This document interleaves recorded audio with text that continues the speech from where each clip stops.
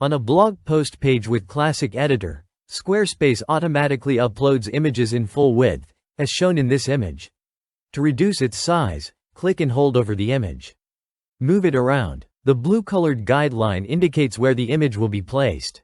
Release the mouse click when you are happy with the image position.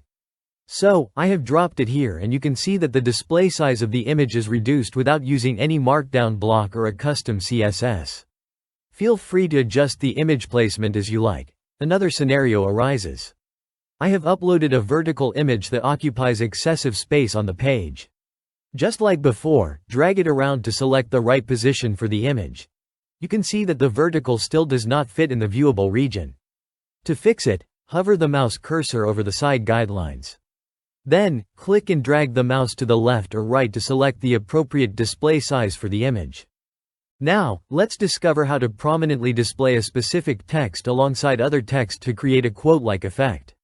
This technique is known as a pull quote, where text wraps around a highlighted quote. To achieve this, click on the plus symbol and insert two spacer blocks above and below the target text. Now hover over the edge of text block and wait for the hand symbol to appear. Click and drag the text block to move it around the page. Release the mouse click once you have positioned it correctly. To resize the text quote, click on the side guideline and drag it around. Change the alignment of the text in the pull quote and adjust its size.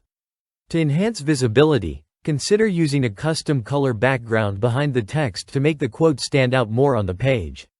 You can also apply rounded corners to the highlighted text block. Don't forget to subscribe to our channel. Thank you for watching.